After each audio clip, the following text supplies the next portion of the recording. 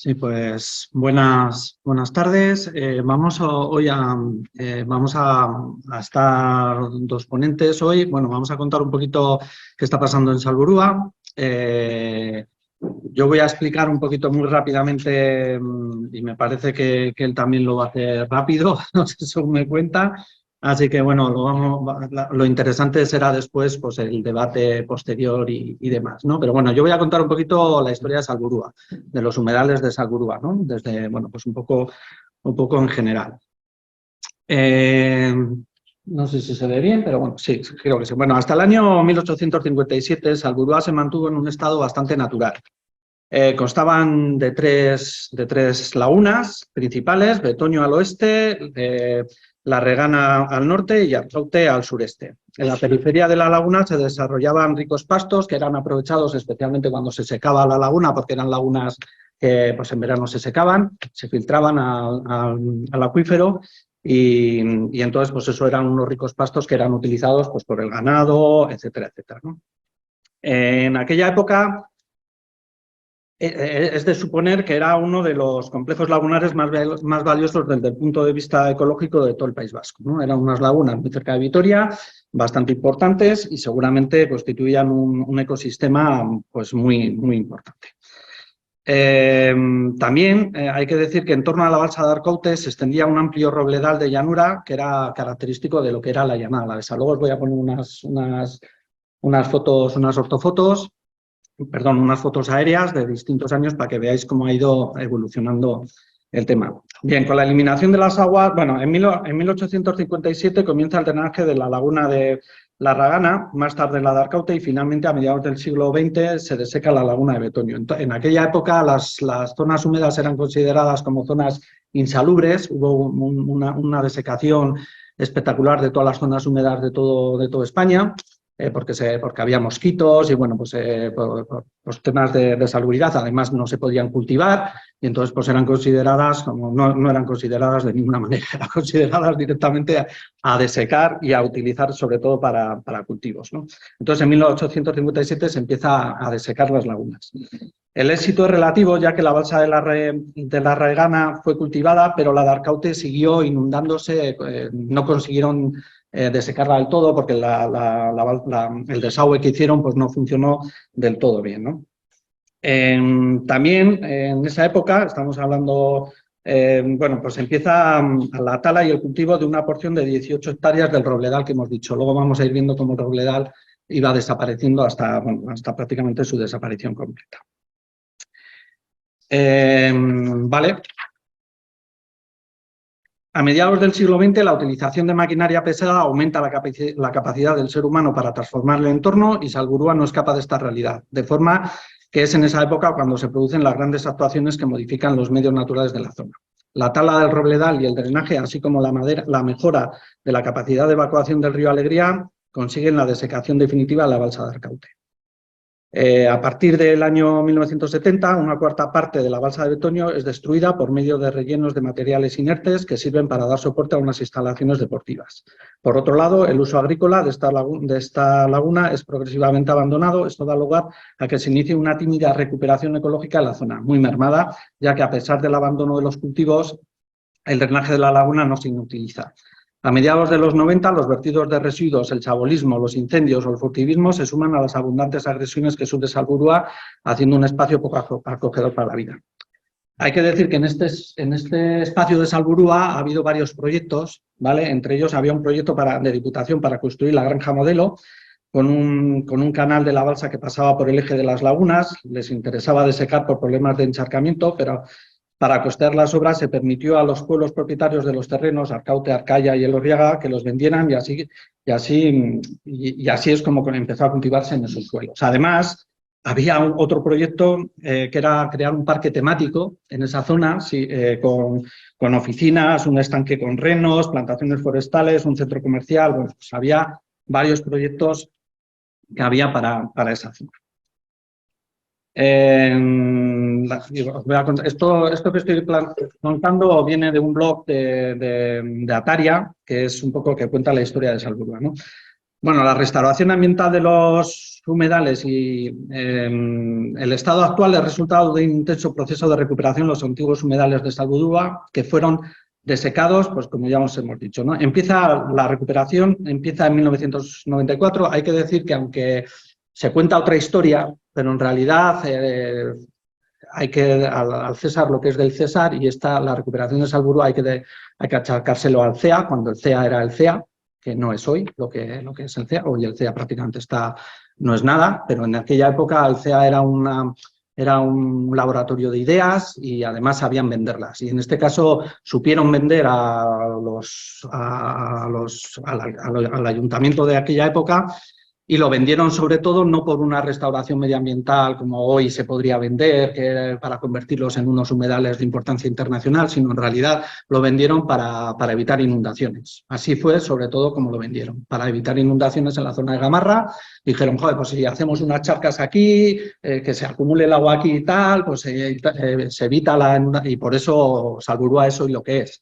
Pero no, aunque luego, ya os digo, algunos políticos de la época se ponen medallas, que está bien ponérselas porque la realidad es la que es, pero la verdad es que se vendió por eso. Si seguramente si lo hubiesen vendido solo como una zona húmeda para tener patos y para formar parte de lo que hoy es el Anillo Verde, pues probablemente en aquella época, estamos hablando del 94, pues no hubiese tenido el éxito que tuvo la recuperación. Pero bueno, en cualquier caso se hizo. Y hoy los humedales de Salburua pues son una zona de importancia internacional. Forma parte de los humedales de importancia internacional de Ramsar, que es un convenio internacional para la protección y recuperación de los humedales. Es una zona de especial protección para las aves dentro de la Red Natura 2000 y es una zona de especial conservación también dentro de la Red Natura 2000. Es sin lugar a dudas pues probablemente la joya de la corona en cuanto a biodiversidad que tenemos en el municipio de Vitoria-Gasteiz, ¿vale? Eso es lo que es hoy Salburua. Vamos a poner unas cuantas diapositivas. Esto es en 1956, ya ves el robledal, el pedazo de robledal que había. También se aprecia, no veis el ratón, pero se aprecia ahí que se inundaba esa zona de allí, esa es la zona de Arcaute, y esto es el aeropuerto viejo. Aquí está el aeropuerto, esto es perdón. Estamos hablando de 1956. En 1968 ya veis que tajada la han pegado al robledal. Aquí ya lo han desecado, pero allí se ve que todavía se inundaba la zona, la de Arcaute. Como hemos dicho, no consiguieron desecarla del todo. En 1968, en 1984 ya está todo secado y ya no hay robledal, ya no hay nada. Y además se ve una cosa bastante curiosa, que es el río Alegría, que me parece que aquí se ve mejor la canalización que hacen del río Alegría. Era esto. Si no me cambio nada. El río Alegría pasaba por aquí, ¿veis? Esto era lo que era el río Alegría y lo que hacen es un canal, que es lo que hoy es el río Alegría. Pero el río iba por aquí, esta zona de aquí, y se lo cargan y hacen un canal totalmente distinto, que es lo que hoy es el río Alegría. Y además le pegan ese tajo al robledal, que hemos dicho. O sea, que bueno, que las barbaridades que hacemos hoy también las hacíamos antes y mayores todavía. Bueno, en 1984 ya hemos dicho que ya no queda nada de la zona húmeda, tampoco queda nada del robledal y tampoco queda nada del río Alegría, de lo que era el río Alegría, ¿vale? Bien, empezamos en 1991, esto es un poco como quedaba, pues había dejado la zona sin cultivar y se había medio recuperado con vegetación y tal, pero no se llegaba a encharcar la zona. Y efectivamente a partir del 2000, bueno, del 94, como ya hemos dicho, se empieza a recuperar. Ya veis que allí se empieza a recuperar aquí hay otra balsita pequeña, se empieza a tomar medidas para la recuperación. Esto es en el 2005, que ya se ve ahí cómo está, y esto es como está hoy, ¿vale? Esto es como está hoy, que es pues lo que os digo, es una joya. Y ahora nos vamos a fijar en este anillo de aquí, ¿vale? Ya hay unas cuantas infraestructuras, aquí no hay nada. Esto es el edificio de Cucha, este es el Ataria, esto es ¿cómo se llama? El bar, eso es. Y esta partecita de aquí, que es la que queda sin urbanizar todavía, que forma parte de la zona periférica de protección de esa zona húmeda, que son la zona de Salburua, y nos vamos a centrar un poquito en esa zona, que es la que hoy está en serio peligro. Bueno, de hecho, va a desaparecer. Aquí hacemos un pequeño zoom de ese anillo, que además, este anillo, esta parcela y esta ya son del mismo grupo empresarial. Este está alquilado al mismo grupo empresarial y la verdad que solo queda ya la talla, que igual dentro de poco pues también lo alquilan a la misma persona, porque ya solo queda eso de ahí, que no es de la persona en cuestión, de la que luego vamos a hablar. Bien, vamos a contar un poquito lo que son las zonas periféricas de protección, ¿vale? Para hacerlo nada muy rápido, porque tampoco nos vamos a hacer. Las zonas periféricas de protección se supone que son unas zonas, cuando se hace una cartografía de un espacio natural protegido, ya sea un parque natural o una zona CEC, zona de especial conservación o zona de especial protección para las aves, generalmente se hace una franja que suele ser muy estrecha, demasiado estrecha desde mi punto de vista, que se supone que es un colchón para proteger la zona protegida. Es decir, que en esa zona no es tan restrictivo el uso como en la zona protegida, pero se supone que no se puede urbanizar, que bueno, pues es una especie de colchón de protección de la zona que después proteges, ¿no? Eso se dice lo que es las zonas periféricas de protección.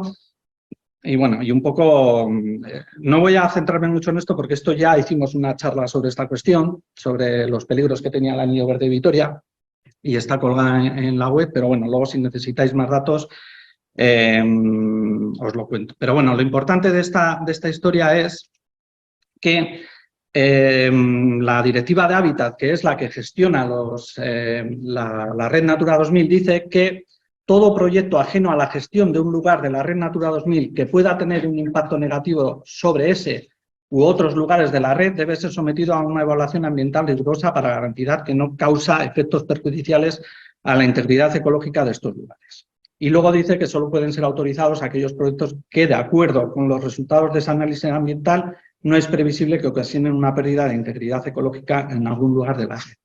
Esto es lo que dice la Unión Europea que se debe de gestionar. Bueno, luego se habla de que pueda haber medidas compensatorias. O sea, Europa lo que dice es que si se autoriza un proyecto en un momento dado en un espacio natural protegido dentro de la Red Natura 2000, al promotor se le pueden exigir medidas preventivas. Es decir, si te vas a cargar 100 árboles, pues que plantes 200 en otra zona, evidentemente no en la zona aceptada por el proyecto, pero puedes hacer una medida compensatoria, puede ser plantar 200 de esas mismas especies de árboles en otra zona cercana o en otra zona del espacio natural protegido. Eso podría ser una medida compensatoria. De hecho, en el proyecto en cuestión que hay ahora para hacer 2 campos de fútbol y que ahora vamos a verlo, se le han exigido medidas compensatorias porque hay una pequeña lagunita, una zona húmeda muy pequeñita y tal. Bueno, pues se le ha dicho que tiene que crear una zona húmeda en otro sitio cerca por eso. Y luego, otra cosa que dice la Unión Europea es que se puede excepcionalmente autorizar un proyecto siendo reconocido que afecta de manera adversa al lugar de la Red Natura 2000, pero si se demuestra que no hay soluciones alternativas, ¿vale? O sea, tú quieres hacer una carretera que cruza por una zona de especial conservación y Europa lo que te dice es, no, a mí me tienes que demostrar que la carretera tiene que pasar por ahí. O sea, si puedes hacer una curva y es factible y tal, lo siento, pero no te puedo autorizar este proyecto porque hay alternativas, ¿no? Entonces Europa te dice que solo excepcionalmente se podrían, esto si no lo he puesto, si se demuestra que no hay soluciones alternativas, ¿vale? Bien, el tema de las soluciones alternativas, como veremos ahora, aquí, que es la zona en cuestión que está dentro de la zona periférica de protección, que es esta manchita de aquí, se quieren hacer 2 campos de fútbol. Y mirad lo que hay aquí. Está cruzando la carretera. Son campos de fútbol, ¿vale? O sea, hay 1, 2, 3, 4 campos de fútbol que están cruzando la carretera. O sea, que están aquí, cruzas aquí y ya tienes unos campos de fútbol. Bueno, pues ahora quieren construir 2 más aquí. Que ahora los vamos a hacer. Es decir, que bueno, en principio dices, ostras, quieres construir aquí, que es el único espacio que queda sin urbanizar y tal, a construir 2 campos de fútbol, ya tienes aquí una instalación deportiva. Bueno, no parece que tenga mucha lógica, ¿no? Pero bueno, eso es lo que pretenden hacer. Y bueno, y lo que aquí os pongo lo que plantea el informe que tenemos de la Diputación Foral de Álava, que básicamente lo que viene a decir es que la afección a la zona se puede definir como severa, dados los valores. Estamos hablando del enclave 3, que es ese que os he enseñado, porque hay dos enclaves en el que se va a actuar, el E3 y el E4. El E4 está dentro del BAC, que es ampliar un poquito, cambiar una cosa en el BAC, que tampoco tiene mayor impacto, pero el E3 es el enclave ese que os he dicho, que ahora mismo está salvajado, que está naturalizado y que se lo van a cepillar. Entonces, bueno, lo que viene a decir el informe de Diputación es esto que dice allí, que dice que la afección a estos elementos clave puede definirse como severa, y luego lo que dice es que analizadas y evaluadas las implicaciones de la modificación del plan del sector número 15 de la CEP-CEPA, que el impacto que podría causar se considera que es irreversible, afectando directamente o indirectamente a la integración de la CEP-CEPA Salburua. Es decir, antes os he dicho que no se pueden permitir proyectos que afecten la integridad del lugar. Pues aquí ya dice que va a afectar irreversiblemente a la integridad del lugar. A pesar de lo cual, pues el proyecto va para adelante. Esto es lo que se quiere hacer. Sí. Están diciendo que no les das permiso para conectarse. Ahí va, pues. Las diapositivas no las ven en casa. Tú estás conectándola ahí, pero no estás proyectando en pantalla. Pues es que claro, espera un segundo, que voy a quitar la presentación, porque claro, yo de todas formas ya he terminado y ahora vuelvo aquí. Es que, claro, yo no sé cómo funciona. Vale, aquí tengo a dos personas, efectivamente. Vale, esto solucionado. Lo que no entiendo es por qué la gente que estáis en el Zoom no veis la pantalla, porque lo estoy compartiendo. Carmele, ¿tú ves la pantalla? Sí, me dice que sí. Ahora, cuando ¿Cuando te has levantado no? Ah, bueno, que cuando me he levantado. Sí. Ah, no sé. Pero eso, a las dos personas, que había dos personas esperando que yo no los veía. Bueno, que ya termino esta la última diapositiva. Aquí se ve lo que se quiere hacer. Esperad, lo pongo ya para que... Y ahora mismo lo quito, ¿vale? A ver si lo veis. Ahí lo veis, ¿no? Eso es lo que se quiere hacer. Este es el E3, el enclave 3, ¿vale? Este de aquí es el enclave 3. Y eso es lo que quieren hacer. Un campo de fútbol con dos campos de fútbol, perdón, con esto. Entonces, bueno, eso es lo que se quiere hacer y se va a hacer, me temo muy mucho, en Salburua. Entonces, yo voy a dejar de compartir la pantalla ya porque yo ya he terminado y ahora le dejo a él que os cuente lo que os quiera contar. ¿Vale? Vale. A ver, tengo aquí... Vale, ahora sí. Vale, venga, pues cuando quieras. Muy bien, pues vamos a hablar sobre un personaje que se llama José Antonio Querejeta y al que yo defino siempre como alcalde de Vitoria desde hace más de 20 años, porque manda más que los lendacaris, diputados generales y alcaldes que hemos tenido desde el año 2000. Vamos a saber por qué pienso yo eso. Y voy a empezar con mi colección de irregularidades. A comienzos de este milenio, Querejeta le pidió al ayuntamiento la cesión de los terrenos del sector 15 de Salburua para impulsar un centro de ocio y deporte. En 2003, lo que yo llamo el trifachito, los partidos PNV, PP y PSOE, pactaron dar luz verde a la idea y cofinanciar entre el ayuntamiento y el Baskonia aquella ciudad deportiva. El plan se anuló. ¿Por qué? Porque los servicios jurídicos municipales aseguraron que podría vulnerar la ley. Hablemos de una cuestión muy interesante que todos habréis escuchado porque fue muy famosa, incluso en los medios de comunicación, que ya sabéis que hay ciertos temas que se tocan y otros no, pero esto obviamente de ello se habló muchísimo. Hablo del concurso de adjudicación de los terrenos de Salburua. 15 de diciembre de 2003. El responsable de Sánchez 21, Alfredo Piris, valoró en unos 16 millones de euros ese sector 15 de Salburua. 28 de enero de 2004, mes y medio después de aquellos terrenos salieron a concurso por un valor de 8 millones de euros. ¿Por qué se reduciría su tasación a la mitad? Al final, a Josu Izaguirre, fiscal jefe de Álava, le pareció un delito contra la administración pública y presentó una querella criminal contra Alfredo Piris, que según la Fiscalía había ocultado un informe elaborado de su puño y letra que decía que el valor de los solares duplicaba el precio que se puso después en el concurso de adjudicación. Una jueza acabó archivando la causa, pero vamos a analizar aquel chanchullo paso a paso.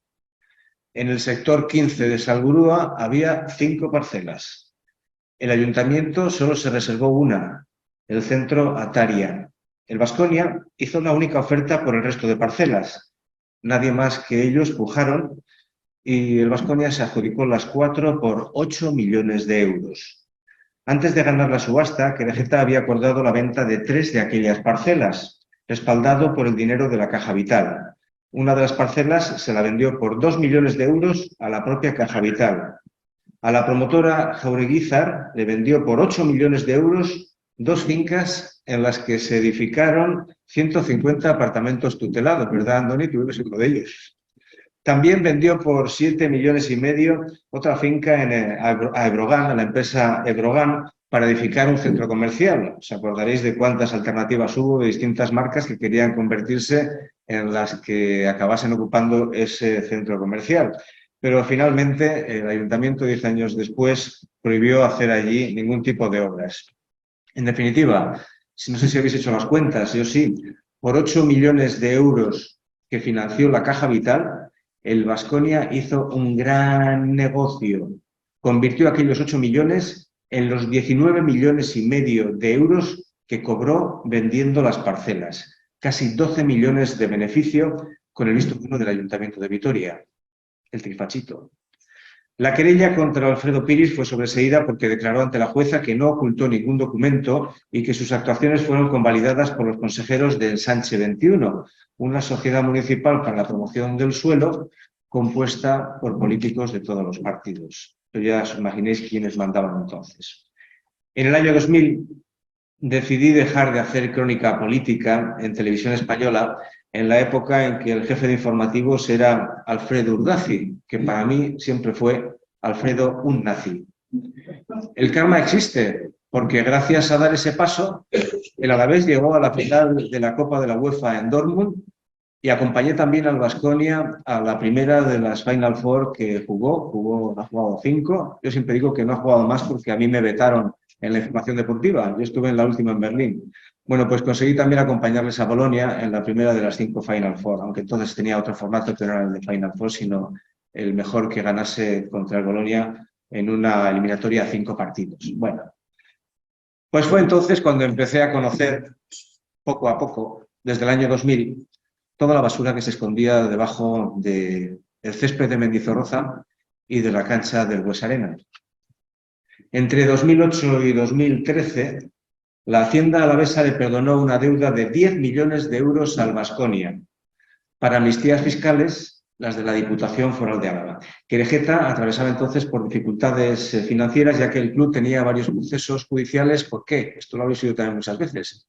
Porque no le pagaba lo que tenía que pagarle en los contratos a exjugadores y exentrenadores. Siempre les decía, venga, querellaros, pero no os voy a dar lo que me pedís.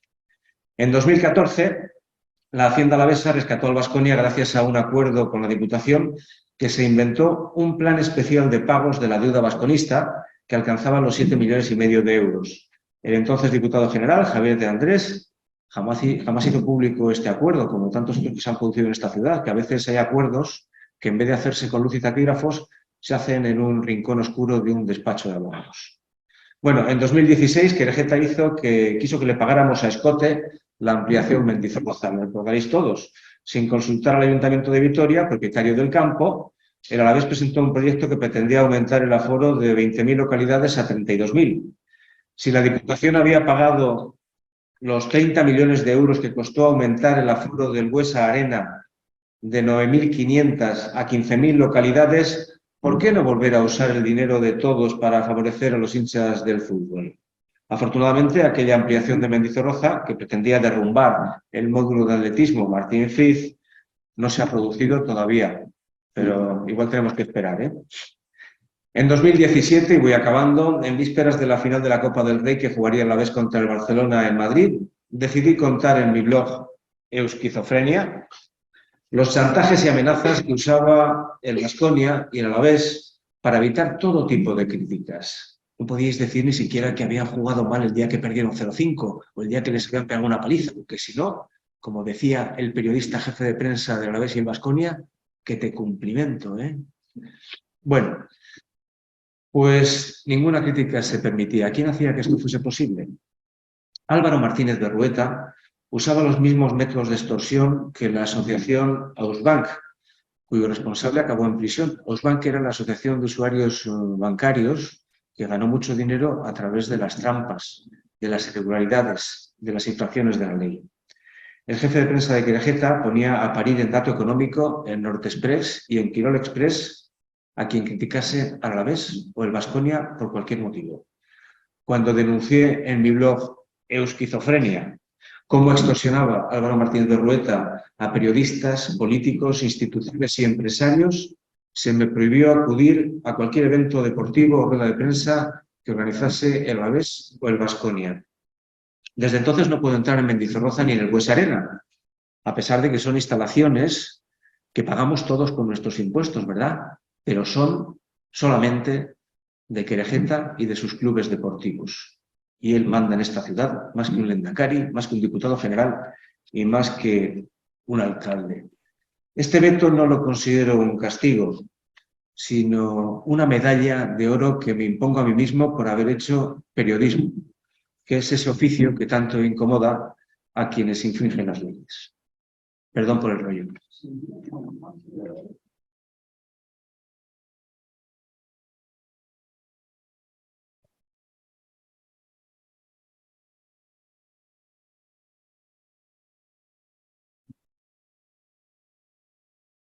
Bueno, pues ahora os toca a vosotros y a vosotras pues, abrir un debate. Ya habéis visto que ha sido rápido, porque bueno, todo lo que había que contar pues ya lo sabéis en parte muchas y bueno, pues no sé. Venga. Andoni.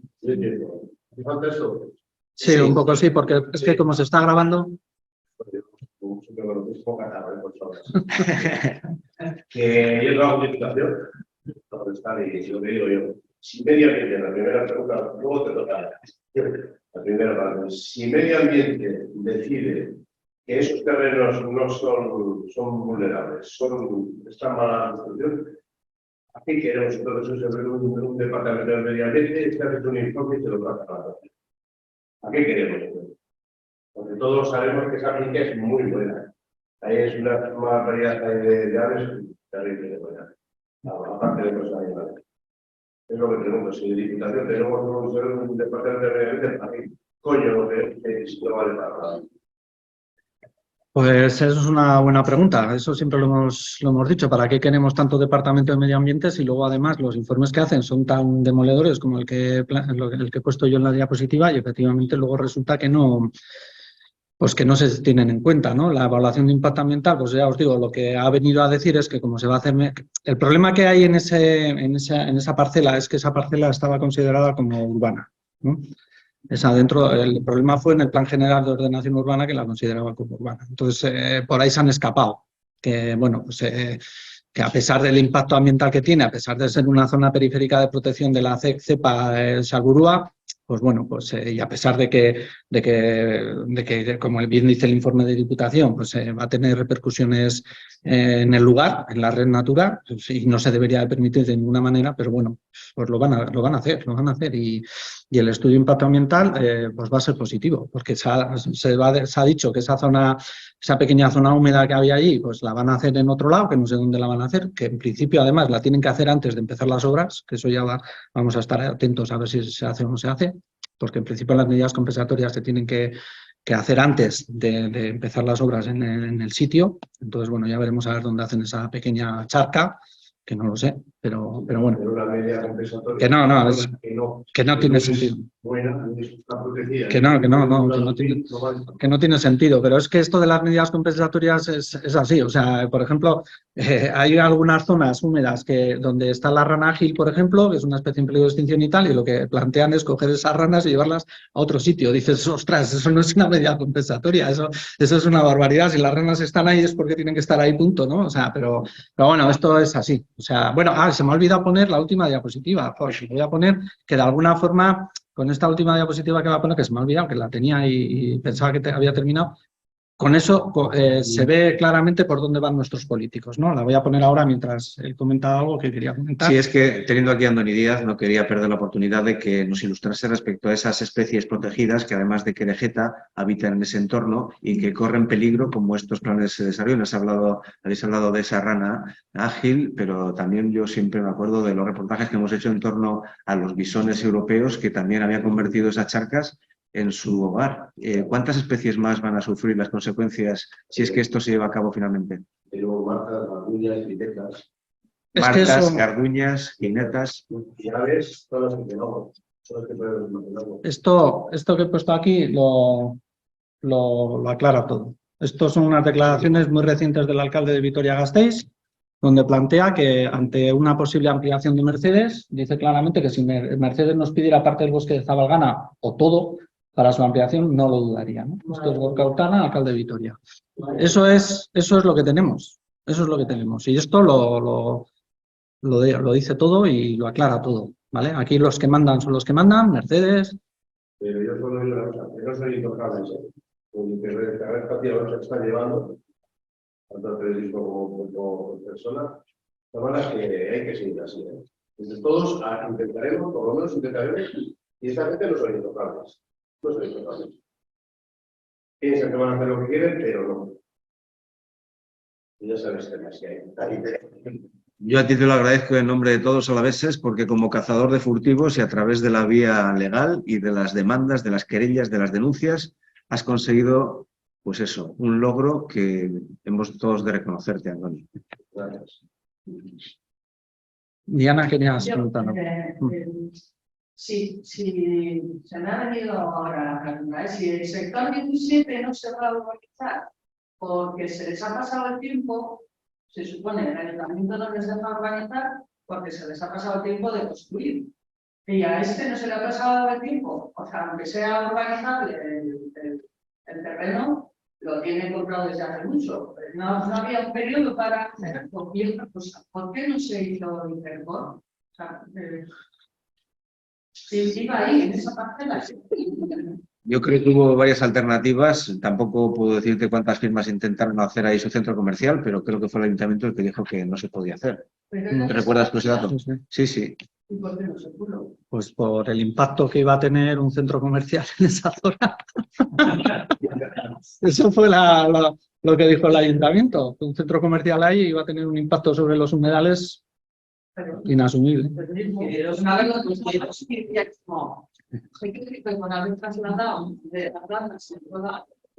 Es que ahí está un apunte muy importante. Recordad los tiempos en los que Eroski era el amo de todos los comercios súper, hiper y mercados. Y ahora, pues digamos que hay más competencia, no sé qué habría pasado ahora, pero también me ha dado por recordar el caos que se generó y las mentiras que se contaron en torno al centro comercial, el Boulevard.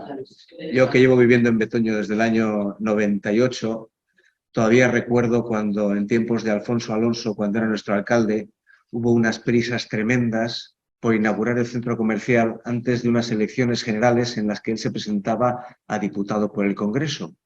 Y nunca olvidaremos en Betoño cómo el portal de Betoño, que era entonces una vía de doble sentido, se convirtió en sentido único, pero se les olvidó algo muy importante, y es que a una acera y a otra de Betoño había gente que quería cruzar y se les olvidó poner los pasos de cebra, los semáforos, porque lo más urgente era abrir el centro comercial, que también recordaréis todos la mentira que nos contaron respecto a que era el comercio local el que había apoyado con su capital la posibilidad de que surgiese ese centro comercial. E inmediatamente después de que se inauguró, poco tiempo después, la multinacional holandesa, que era la propietaria realmente, pues se descubrió que sí, que había algunos comercios por ahí metidos, pero que obviamente no iban a ser los que... También, ya podéis ver lo grande que es ese super hiper, pero vamos, al final era creo que una multinacional holandesa la que era el en Asteguieta, sí. Y se acercó a media hora del centro, que dominaba a todos los comercios no solo de la zona de Extremadura, son muchos comercios. No hay ninguna ciudad, creo, que tenga un centro comercial, que tenga un boulevard comercial, esta distancia, normalmente todas las ciudades los tienen a las afueras. Aquí, o sea, aquí se pone ese centro comercial, se pone una cantidad para ir al Corte Inglés, y todo, otro para ir al Lidl.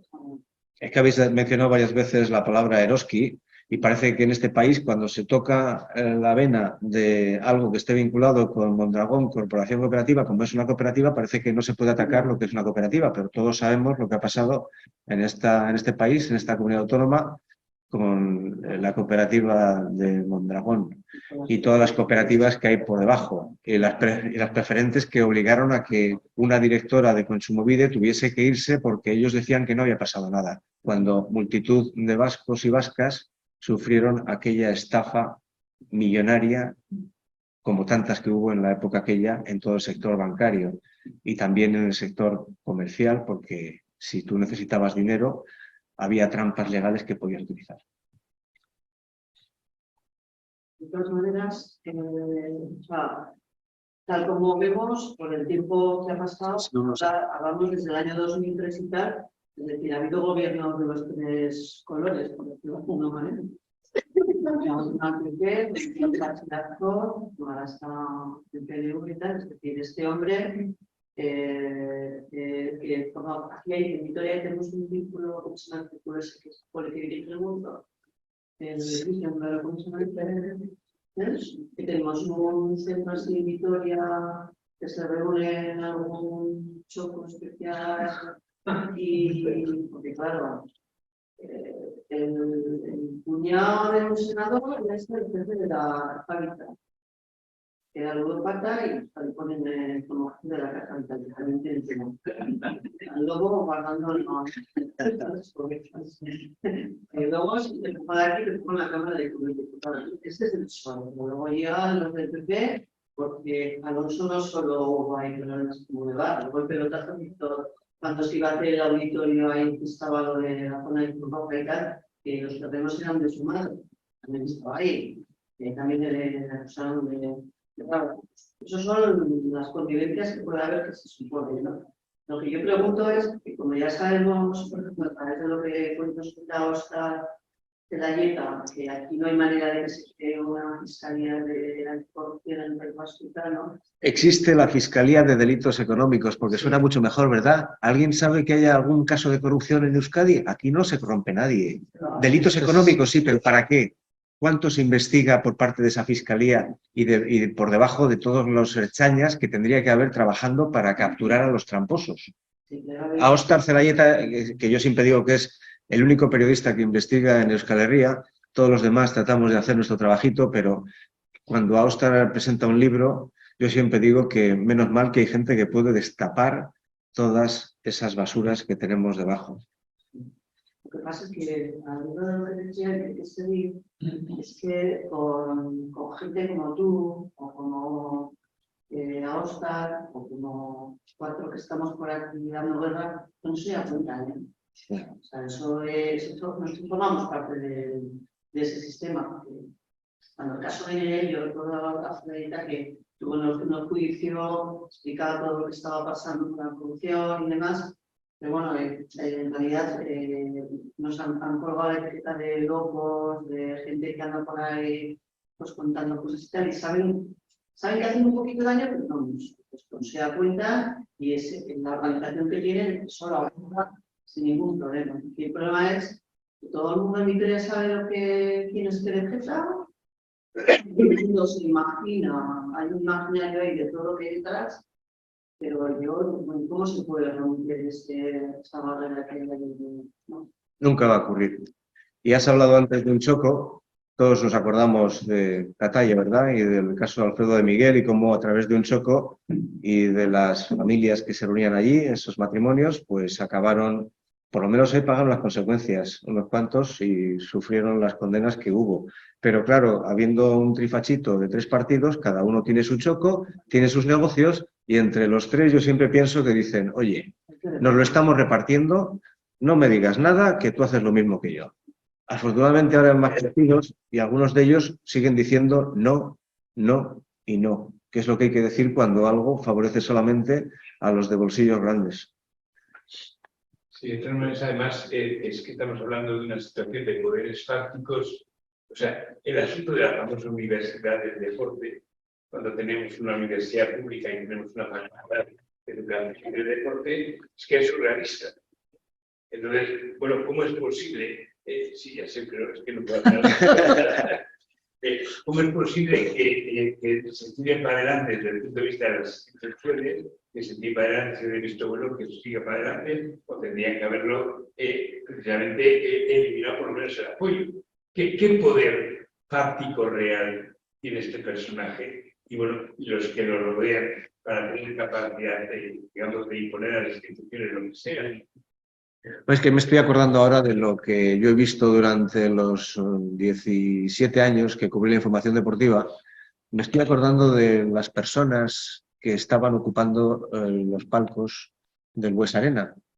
Y me estás preguntando ahora que por qué se consigue que una universidad como UNEIS, una universidad privada, precisamente en la ciudad donde tenemos el IBEF, el Instituto Vasco de Educación Física, desde el principio que empezó a sonar UNEIS, pues ellos dijeron que claro, que como tenían un ámbito que era distinto al del IBEF, que iban a ofrecer la posibilidad de que a través de los videojuegos y otras de esas cositas que hacen a los chavales, que pudiese haber una complementariedad, pues que iba a tener una posibilidad de meterse dentro del ámbito universitario. Pero lo que yo recuerdo es que siempre que se presentaban ante las instituciones para demostrar que su proyecto era legal, siempre habría problemas legales que expresados a través del Ministerio de Educación, sobre todo, y que, bueno, de una forma u otra han conseguido al final que los flecos se vayan recortando, que los problemas legales se vayan apartando, y ahí les tenemos.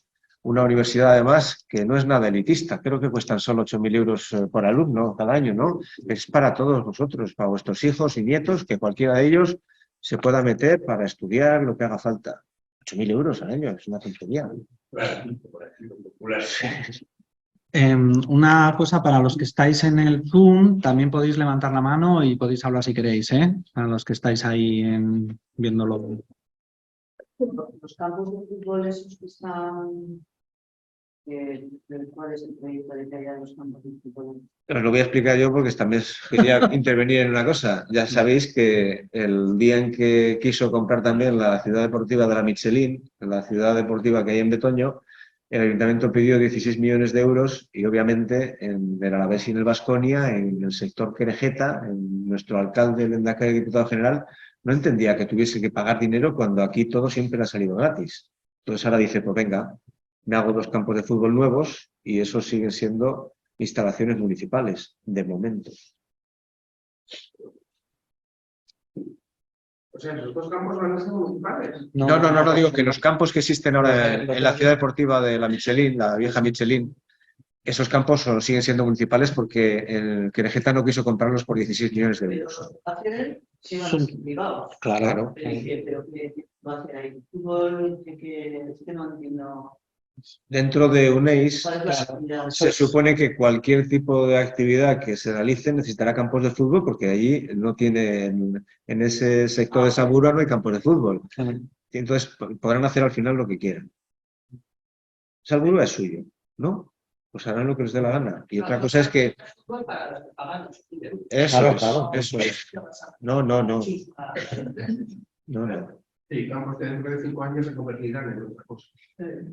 Lo que haga falta. Oye, ¿y sabéis algo de ese convenio que tienen por la pista de hielo que dejó de utilizarse la de Logroño, la de la calle Logroño y ahora le pagamos? No te puedo dar las cifras, pero como tantas otras cosas, ese proyecto de pista de hielo que se ha convertido ahora en la pista de hielo de la ciudad da muchos beneficios a Querejeta y a la ciudad deportiva del Baskonia, al BAC y a todo ese entramado. Precisamente ahora quiero contaros más detallitos que he redactado por ahí sobre este emporio albiazul y azulgrana que tenemos en Vitoria. Y yo soy alavesista y vasconista. Lo que no me gusta es que esos clubes, como los clubes de toda España, siempre recuerdo que el modelo que se ha seguido en todo el deporte profesional, principalmente en el fútbol en España, es el que inventó Florentino Pérez con el Real Madrid. Tuvo un problema de que estuvo a punto de desaparecer la entidad y consiguió que las instituciones madrileñas, la comunidad y el ayuntamiento permitiesen un cambio del Plan General de Ordenación Urbanística para que la ciudad deportiva se vendiese, se elevase en rascacielos y ellos se pudiesen trasladar a Valdebebas. A partir de ese momento, todas las ciudades que han podido hacer casos similares les han imitado y todo eso es posible porque ¿quién no va a defender a los colores deportivos de una ciudad? ¿Quién se va a enfrentar contra toda esa hinchada del Baskonia y del Alavés? Nadie, y no lo hace nunca nadie. Vamos a hablar de las obras del pabellón Araba. En 1990 se inauguró el pabellón Araba que convirtió en cancha del Baskonia la antigua Plaza del Ganado, lo recordamos todos, ¿verdad? Lo que hoy se conoce como Buesa Arena, hay que recordarlo siempre, es propiedad, sigue siendo propiedad de la Diputación Foral de Álava, aunque no lo parezca. Tras las Olimpiadas de Barcelona 92, se recurrió a unos catalanes para pedir consejos sobre cómo remodelar aquel pabellón Araba. Recomendaron que el equipo titular del pabellón jamás fuese el gestor de la instalación. Y por aquí va el tema de la pista de hielo. No se le hizo caso y el Baskonia se beneficia de todo tipo de eventos que se organizan allí. Aquella obra costó 24 millones de euros. Sumados a los 30 millones de euros que costó ampliar su aforo hasta las 15.000 localidades, el Buesa Araba nos ha costado a todos los alaveses 54 millones de euros. Y no penséis que cuando hay un concierto se beneficia la Diputación Foral de Álava. No. Los ingresos, los beneficios son siempre para los mismos.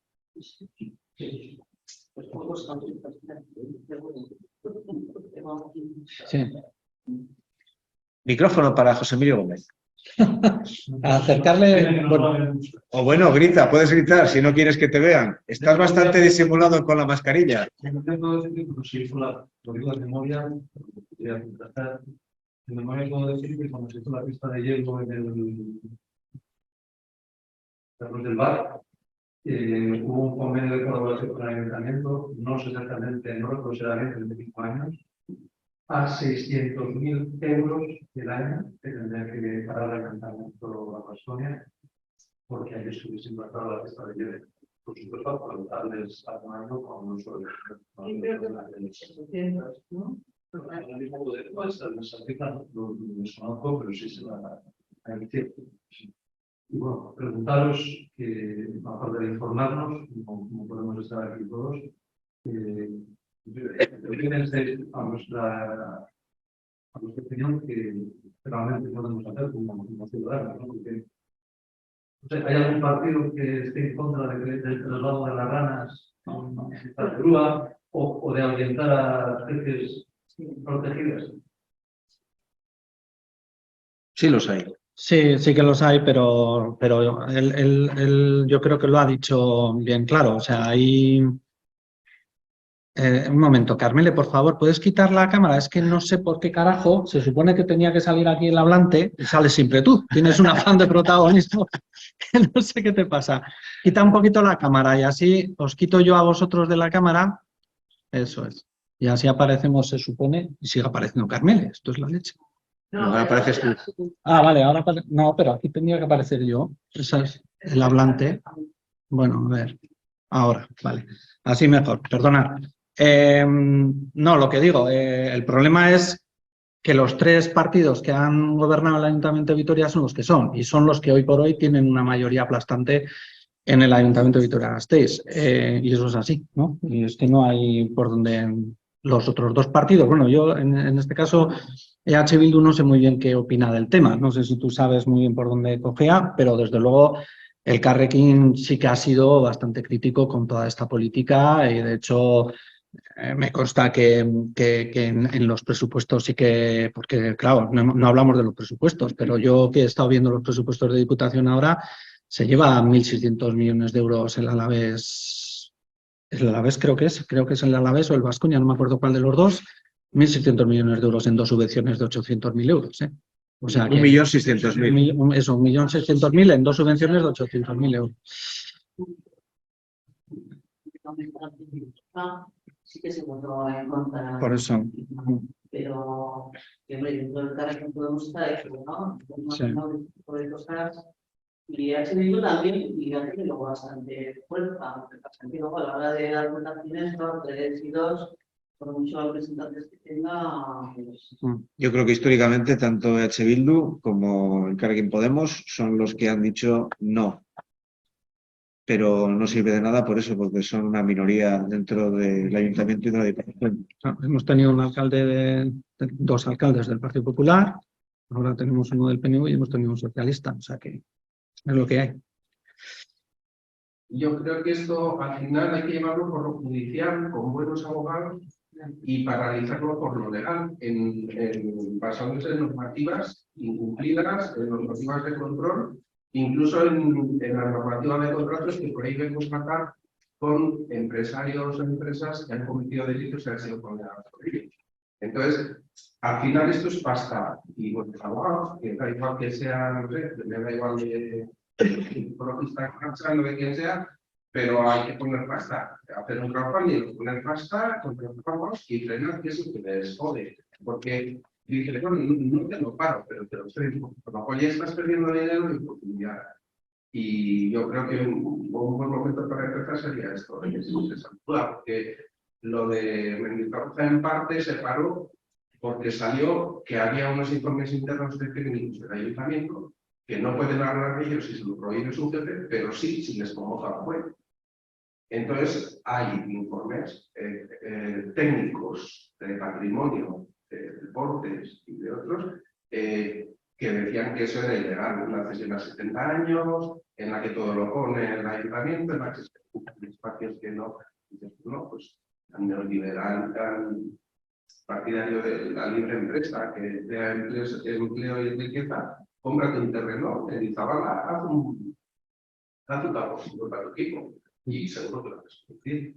Porque es que este empresario y esta empresa ha dejado de ver dinero no solo a las instituciones, a suministradores de todas sus instalaciones, a bancos, deudas millonarias con bancos que ya dan por perdidas, de las que los bancos no hablan.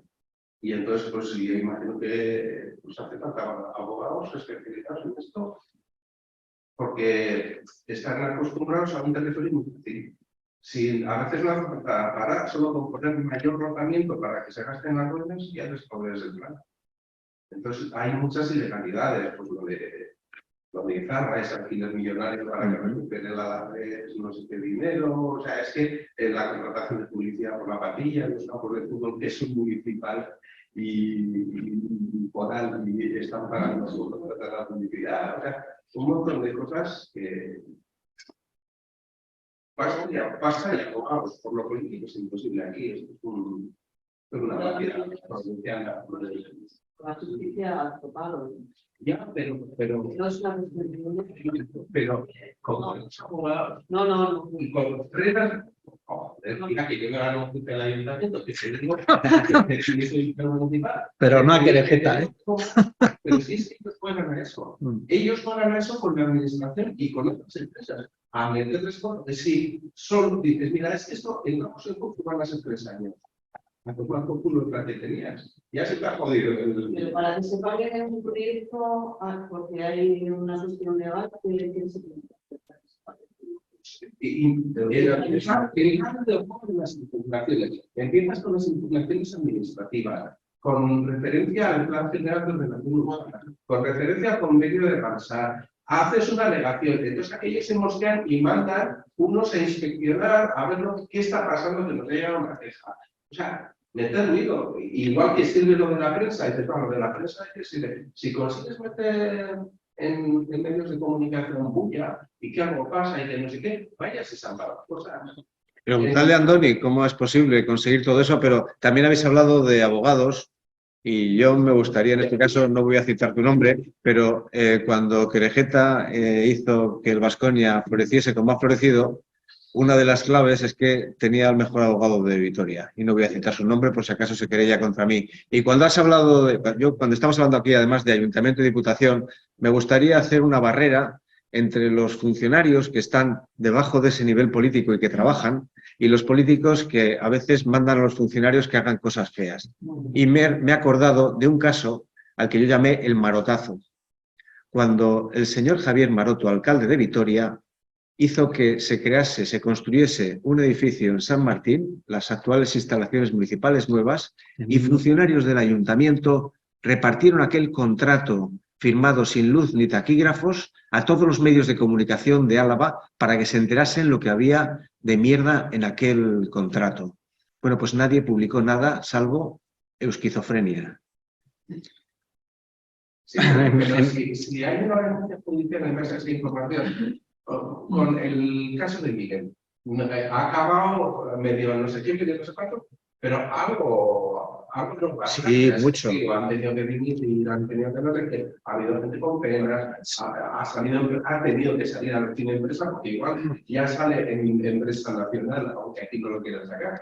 Entonces, o sea, reuniéndonos y queriendo que los políticos cambien algo en esta provincia, eso ya está demostrado mucho tiempo. Yo te digo un momento, yo solo comentar una cuestión. Hay que tener un poco de cuidado, te digo, porque yo estoy en Ecologistas en Acción y alguna de estas cosas nos ha pasado. Alguna vez hemos querido parar, se ha querido parar alguna obra y se han pedido la paralización cautelar de la obra y las empresas lo que te piden es una indemnización millonaria que es imposible de pagar por una organización como Ecologistas en Acción o por la ciudadanía normal y tal. Entonces, claro, tú te puedes arriesgar a decir, vale, pido la paralización cautelar, pero claro, te piden una fianza para lo que los jueces, por ejemplo, la obra del E3 que hemos estado hablando, tú dices, bueno, pues vamos con el informe que tenemos de Diputación, que no es el que decide, ¿vale? Porque Diputación no es la que decide es el Gobierno vasco, que es la que tiene que hacer la declaración de impacto ambiental y en este caso ha sido positiva por el tema de las medidas compensatorias. Entonces, claro, tenemos un informe de un órgano que es el competente que dice que sí. Y tú dices, bueno, pues yo con el informe de Diputación, que ya lo tiene el órgano competente, que ha dicho que sí, a pesar de ese informe, dices, lo metemos a juicio y tal. Y pedimos claro, si metes a juicio, el juicio va a durar 10 años, evidentemente tienes que pedir la paralización cautelar porque si no, no tiene sentido, ¿no? Sí, y entonces ya te digo, podemos entrar en una dinámica perversa. O sea, en este caso dices, aquí igual es mejor ir al convenio avanzar y no sé qué, y decir, oye, aquí se están incumpliendo vuestras normas y que pongan las orejas tiesas y vengan 3 inspecciones y no sé qué, y el riesgo de perder la declaración va a hacer que eso ya se pasa. Sí. Y luego, pues lo del fracking en la ciudad se ha pasado en base a la normativa estatal. Pero hay que pillar expertos en esos temas, no. A ver, también yo con las últimas que ha habido nivel judicial. Es que muchas veces los proyectos que se hacen en Vitoria, la primera instancia ya es el Tribunal Superior de Justicia del País Vasco. Ya es directa, o sea, no tienes primera instancia, luego el Tribunal Superior de Justicia, luego el Tribunal Supremo. La primera instancia ya es el Tribunal Superior de Justicia, que te voy a decir que es, que lo pagamos entre todos y que, bueno, a mí soy justicia, yo soy social, obviamente, pero que Dios una soy. Y luego, el Tribunal Superior de Justicia inmediatamente te dice, bueno, pues recurre al Tribunal Supremo. El Tribunal Supremo ya no admite ni juicios que no supongan una modificación de jurisprudencia. Y casi todos los proyectos que son locales no los admiten, con lo cual pierdes otro tiempo porque además la administración ya se encarga de que entre recursos y recursos tú vaya pasando el tiempo y efectivamente pide medidas cautelarias para que se paralice cualquier obra, una casita. Nadie se arriesga porque es una millonada y nadie tiene dinero porque normalmente son colectivos, asociaciones y demás que no tienen dinero. Ya por tener mejor abogado. Había falta otras cosas porque el sistema es así. Una superior de justicia dice, Espera un poco. No sé si había levantado alguien la mano por allá atrás. ¿Alguien? ¿No? Vale. Pues. A ver, yo por favor, muchas cosas que son muy buenas. Yo, perdona que esté un poco en contra de todo lo que tú has dicho. Yo me he enfrentado a la administración de mi empresa. Yo te cuento mi caso, yo no lo sé, luego me lo voy a decir. Yo me he enfrentado no solo a mi empresa, denunciando por prevaricación a la Diputación, yo soy la contestar. Me he enfrentado a la Chaya, que han manipulado el Diputación, y no me importa que se escuche, han manipulado a la prensa, han intentado manipular al juzgado, la Fiscalía. ¿Y sabéis la única denuncia que ha sido para adelante? La que he denunciado en la Guardia Civil. las que han investigado la Chaya, las dos, con un montón de pruebas, la primera con 53 pruebas concluyentes y muy buenas, archivadas provisionalmente por un informe que hizo la Chancha. Entonces yo, en Euskadi lo siento, pero no me fío de ellos. Porque sé, entre comillas, presuntamente, te voy a decir siempre presuntamente, para que no me metan en la sé que está mal. O sea, me he chocado contra el político, pero no se me quitan las ganas. Tú has dicho antes que bueno, ¿cómo vamos a luchar contra esta gente? No hay que luchar, cada día más. Echarle más ovarios, más huevos, lo que queráis. Hay que luchar contra esta gente. Y ahora tengo otra preparada, por la que os he dicho sobre el convenio Ramsar, y bueno, o sea, no puedo hablar mucho porque está todavía. La semana que viene, la siguiente, se habla algo otra vez. Y no paro de luchar. Yo no tengo dinero para enfrentar la administración. Por eso no puedo tirar más adelante. Apoyo he tenido justo. He tenido que contratar a abogadas para contratar. Me han ayudado abogadas del Madrid. Aquí en Álava, nadie quiere enfrentarse a la administración. Está el trifachito que se maneja todo lo que quiere. Pero hay que luchar contra eso. Y cada vez somos más gente que estamos luchando. ¿Les guste o no les guste? Si ahora hacen es que no nos quejamos, pues bien, bienvenido sea. Si yo con mi trabajo, con una prevaricación que quitaba casi el 57% de las denuncias, lo metía en el monte a furtivos y a gente enchufada y a militos y a mucho amilismo, si yo miro para otro lado no pasa nada. Sin embargo, les he puesto nerviosos. Les he sacado los colores. A mí me han quitado la salud también. Me van a decir que son un expediente de identidad. Me van a tener personas sin demostrar nada. Hostia, estoy con tratamiento psiquiátrico. Y es duro, pero no se me quita la gana. Porque no son intocables. Yo creo que tenemos que seguir luchando. Antonio, gracias. Gracias a mi familia y a todos ellos que vais a apoyar. Diana, Gracias. quería juntar. No, si te decías que la fiscalía, pues, La Fiscalía depende del gobierno. claro, Entonces, lo que digo, orgánicamente depende del gobierno. Esa también les pone bastante. Lo que pasa es que eso también es dinero y abogado. Tienes que perder aquí todo y cuando has perdido aquí todas las instancias, vas a Europa. Y muchas veces se gana, pero hasta los sindicatos grandes, cuando quieren aquí toda Europa, van con un caso o dos, a ver cómo funciona, porque si vas con 100 casos o 500, te arruinas. Entonces, esa estrategia, pues ir viendo y hay que asumirlo, basta. Entonces hay que hacer crowdfunding, con el préstamo que sea, y dices, pues, ¿cuánto es la fianza que tenemos que poner para ese terreno? Pues si va a calcular y dice, ¿podemos toquear? No podemos toquear. Si podemos, pues interesamos. Si no podemos, otra estrategia, pero... Perdona que no se me olvide una cosa. He parado una obra de mucho dinero. La obra que la canalización de agua de regadío de Rioja Alavesa, que pasaba por Salguinía de Unador, había una mina permitida. Especie totalmente en peligro de extinción. Solo teníamos una pareja en Euskadi. Ha desaparecido. La hembra por disparo y el macho por un ataque de una mina real. Bueno, pues yo paré una obra. Y decían que se iban a pedir indemnizaciones y tal. Pues aquí indemnizaciones me apoyó, hicimos balance y paramos la obra. Quitaron todas las máquinas del barranco Malinera, se las llevaron fuera hasta que la hembra sacó esos los dos pollos ese año y luego volvieron a meter las máquinas. Se puede conseguir cosas. Lo que no se puede conseguir cosas si miras para otro lado. Uy, ¿va a pasar para el una hora? No, yo miro para otro lado, no. Informes, denuncias, prensa, que eso les duele. Aquí me han prohibido hablar de prensa. Me han reunido en enormes empresas. Como funcionario no puedes hablar, no. El diputado sale en la prensa, puede salir novedades o no diciendo la verdad absoluta, y yo con pruebas no puedo salir en la prensa. No la puedo subir, y me lo van a conseguir.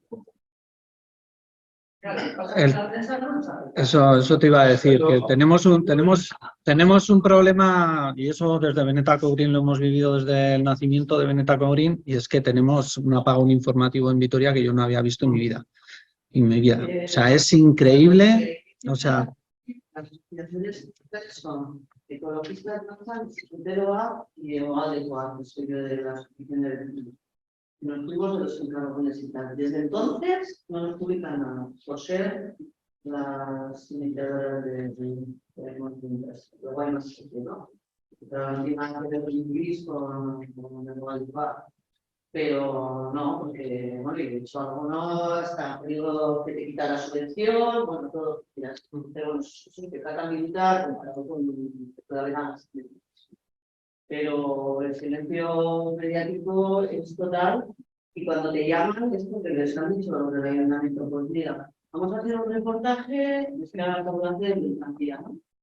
Y entonces vamos a hacer un reportaje del tranvía, tal, que se llama esta Begoña, que tal.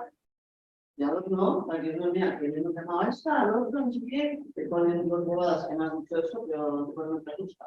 También es muy tarde. Y la justicia sí. Yo he ido hasta el Tribunal Supremo, te lo digo, pero 20.000 euros. A ver, yo creo que es evidente que daño se les puede hacer, pero también es cierto que tenemos todo en contra, eso es así. Has hablado del fracking, el fracking no se paró por una denuncia, aquí se paró por una movilización social de la leche y no les quedó otra que pararlo, o sea, fue una movilización que, vamos, que se lo trabajaron muy bien, la plataforma se lo trabajó muy bien, Frackines lo curró mucho, hizo falta mucha pasta, que conseguían vendiendo camisetas, muchas charlas, un trabajo de la leche, pero fue la movilización social.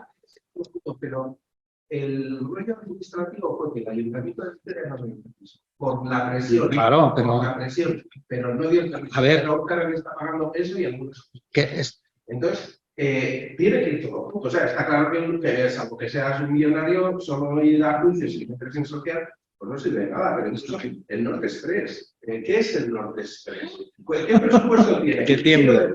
Un punto medio enano está consiguiendo, o sea, consigue unas presiones de la leche. Y dices, bueno, pues yo qué sé, pues igual hay que pensar, esto es un pueblo, o sea, si encarcelando las cosas no sé, hay que darle vueltas, pero hay que pensar en dos temas, justicia y comunicación. Y aparte de la movilización social, ¿no? Pero sin esos dos, no digo que tengas un correo para ti o una cadena SER o lo que sea, pero no sé, algo. Y luego el tema, o sea, escuece porque cuando pasa, escuece. El bombero este de Bilbao también.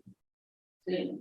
Pues la ha pagado también, le han querido, igual, le han querido prohibir hablar en medios, le han querido sancionar expediente interno, manifestarnos y todo, no sé qué, pero bueno, pues ha generado un apoyo alrededor y se le desarrolla. Sí, tenemos aquí una persona de las que están en Zoom que lo que dice es que la SEO Birlight igual podría denunciar públicamente esto, entiendo que será lo de Salburua y tal. El problema es que SEO Birlife ahora mismo tiene un montón de causas abiertas con el tema de parques eólicos por todo el Estado español y por todos los sitios, y esto es una minucia que, bueno, pues SEO Birlife, tenemos SEO Birlife en Álava, pero bueno, esa parcela en concreto no afecta tanto a las aves, sino sobre todo a algunos anfibios y especialmente a la vegetación que hay, ¿no? Pero bueno, se podría contar con ellos y eso, pero no, yo tampoco lo creo, pero bueno, eso es mi opinión, sí.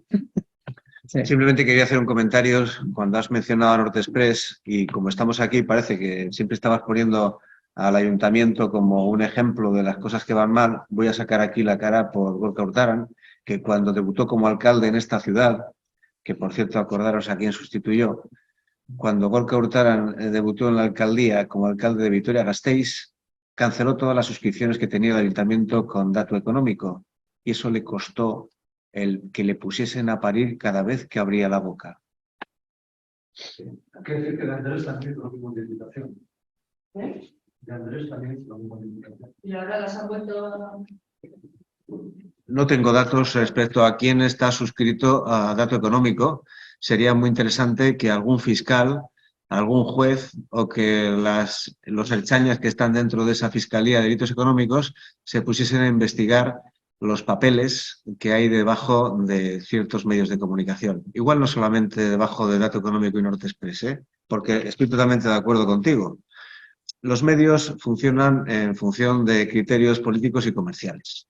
Si no obtienen dinero o la condescendencia del poder, pues no van a tener mucho futuro. Pues eso no Y propaganda institucional. La propaganda institucional, esa es la que consigue tener a todos los medios diciendo sí, lo que usted quiera. Amén. La cadena SER Vitoria se ha convertido en la Gaceta Municipal, prácticamente. Sí, yo recuerdo una vez hablando con una persona de la SER, no, de los jefes de la SER, o de las jefas en este caso, y estábamos hablando de unas cortas de arbolados de estas que hemos denunciado 1000 veces y tal, y bueno, pues nos estaban haciendo caso en este caso, y lo que me dice es, pero Andrés, esto que me estás diciendo es cierto y tal, porque luego me llaman y me dicen que esto que publicamos es mentira, que no es así, que no sé qué, no sé cuántos, y me echan la bronca. Esto me lo decía una persona de la SER, de Euskadi, no de Vitoria. Pero fijaos el miedo que tienen muchos medios de comunicación a recibir llamadas de quien corresponda para echarles la bronca porque publican algo que estamos diciendo nosotros, que ellos no tienen por qué posicionarse con lo que nosotros estamos denunciando, pero por lo menos dicen, oye, pues Beneta Coughlin denuncia esto, punto, pelota. Luego si es verdad o es mentira, pues oye, ¿no? Pero hasta eso tienen miedo, ¿no? De todas formas, voy a sacar aquí la cara por la cadena SER, porque hoy la cadena SER, y más concretamente Iker Armentia, ha explicado en su programación informativa local que este evento se iba a celebrar hoy, aquí y ahora. O sea que a veces todo esto depende de personas. Y afortunadamente en los medios sigue habiendo periodistas que intentan contar lo que ellos creen que es la verdad denunciable, pero no siempre es posible, obviamente. Claro. Claro. Bueno, volviendo a lo del dinero, que bueno, dicen que no tienen dinero para otras cosas. Noticia del día 21 de noviembre. El Departamento de Medio Ambiente de la Diputación de Álava aumenta su presupuesto un 18%. Ya está, A ver, ya me gustaría ese 18%. ¿Dónde lo va a invertir? Pues mira, en especies amenazadas, 250.000. En especies amenazadas, 250.000 euros. Del presupuesto. 250.000 euros para, se supone, especies amenazadas, que hay un carro de ellas. Pues eso es lo que... Sí. Pues eso, Oye, ¿y Diputación ese informe no puede hacer nada? Sí, Diputación se pidió una comparecencia del señor Galera en Juntas Generales de Álava y este hombre dijo que en ese informe no pone que era crítico, que no hay ningún impacto crítico y por lo tanto y además que ellos no deciden. Diputación hace el informe, pero los que deciden es Medio Ambiente del Gobierno. O sea, el informe vinculante es preceptivo el informe de Diputación, pero al final el que decide si el impacto es asumible o no es asumible es Medio Ambiente del Gobierno vasco. Sí, pero con un informe así, como he comentado tú antes, Diputación también tiene sus medios y sus abogados para acudir a Europa. No, a ver, si Diputación...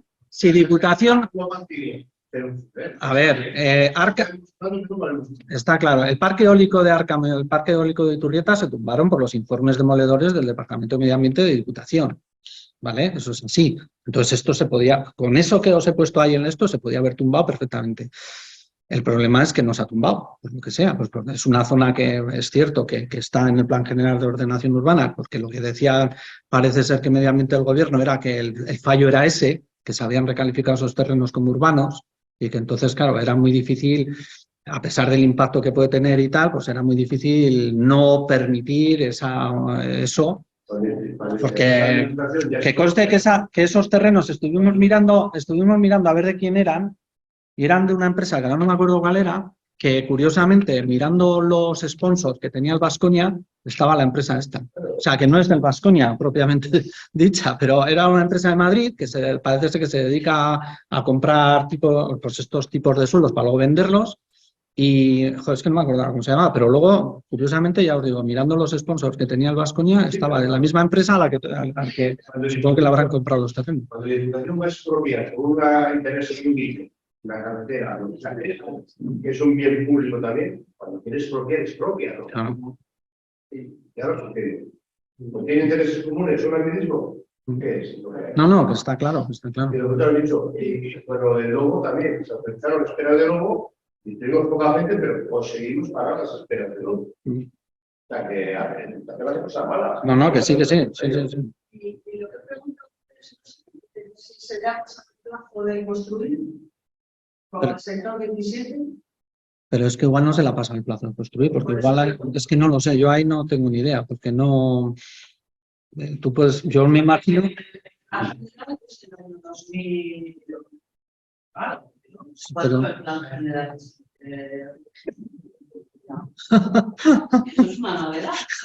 Pero desde hace 5 años todo está fuera de España. pero el lío que tienen ahora en el sector 17 es precisamente por eso, porque se les ha pasado el plazo de construir.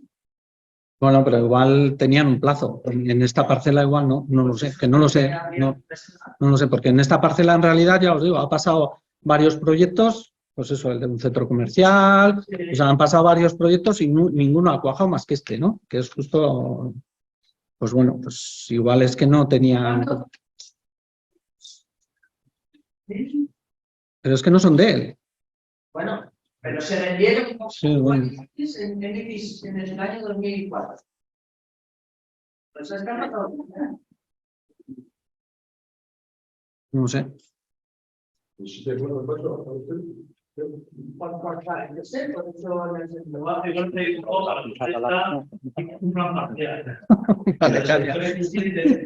es ya una gestión urbanística, la concentración, imagino, y es la que es la entidad privada que tiene que organizar el ámbito de construir ya con 4 años o 6 años que sean para construir. Estamos en un punto parcial, todavía estamos en el tratamiento. No hay un plazo. Claro. Si usted no que pido un desarrollo con un plan parcial, hasta que no se desarrolle el plan parcial, no hay ningún. Lo que la sanción que puede haber es que lo rectifiquen y no nos construyen. Ya,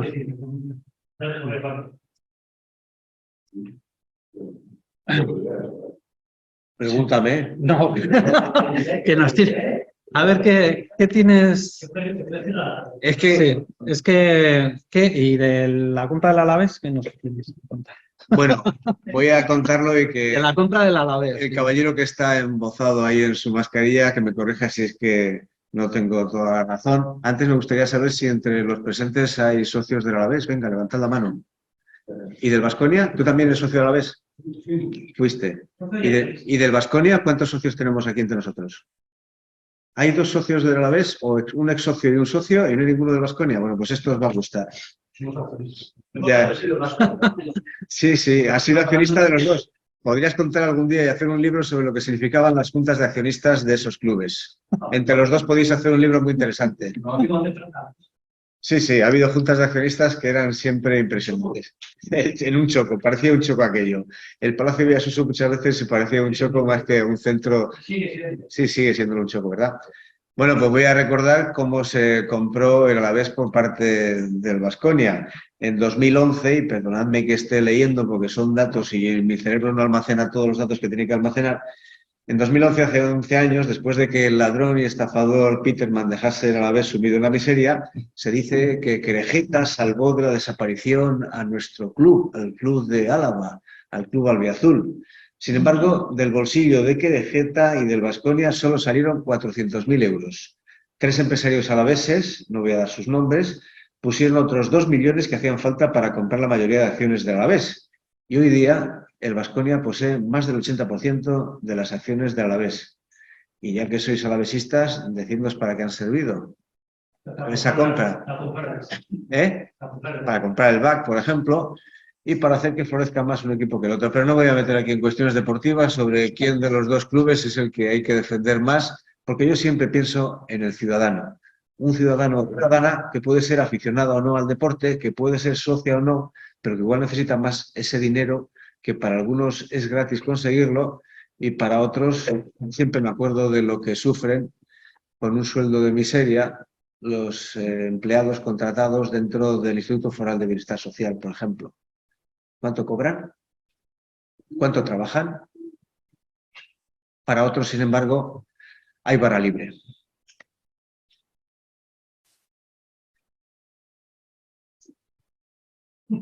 Más cosas.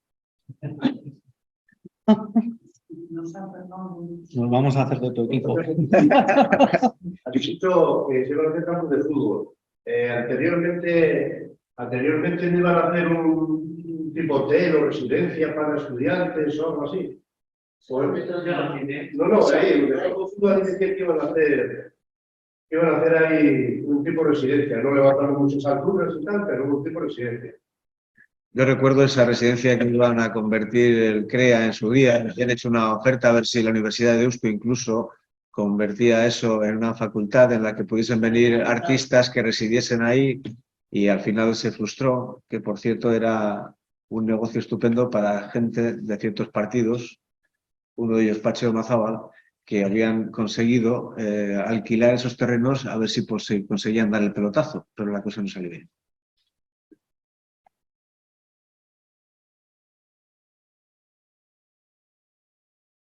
Bueno, en más en Vitoria casi nadie sabe esto ni qué es para dos campos de fútbol. Ya. O sea, si la gente supiese de que van a quitar un trozo de la zona de protección de salud para hacer dos campos de fútbol, o sea, dice, pero estamos locos, que lo recupere el ayuntamiento, que pague lo que recibió y que igual que compra otras cosas. Dices, o sea, el ayuntamiento va a permitir tener una parte de la zona para dos campos de fútbol en Vitoria. Pues sí. Y la gente no lo sabe, la gente, ahí está otro tema de comunicación. Porque en Europa, por ejemplo, alquilarían una valla publicitaria en la zona, de estas de 8 por 4 metros, y pondrían un anuncio explicando eso, que todo el que pase por ahí, cuando va a ver el partido del Baskonia, cuando va a pasear por Saludúa, los de Bilbao que vienen a pasear por Saludúa y tal, todo ellos lo vería. Pero es, o sea, sin pasta no se hace nada. Hay que poner, o hay que conseguir.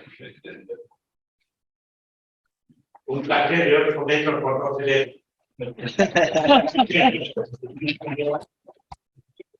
Algo que sería algo grande. Coge la brocha. Con papeles de esta no pasa. Sí. Papel para aquí, papel para allá y con esta medida. El cartel precisamente es una parece una buena idea. Venga, ¿quién pone la pintura y la brocha? No, es una empresa y te cobras tanto, lo pagas y lo pones profesional, hecho por un diseñador, pero pasa. Eso hacen en los países anglosajones, hacen eso. Rato estáis hablando aquí que se puede hacer, que hay poca iniciativa por parte de la sociedad civil. Pero es que igual hacer que un trabajo es que tenemos la edad que tenemos. Es decir, que es panicético, a la gente no le puedes.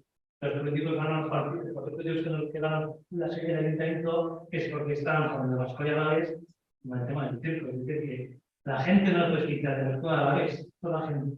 Que gente amenaza a los políticos diciendo, como me metas conmigo, te vas a la gente encima para comer tu objetivo de opiniones que la gente es. Por lo tanto, si la sociedad no se mueve, y aquí vemos que somos 20 personas, pues poco se puede hacer, ¿verdad?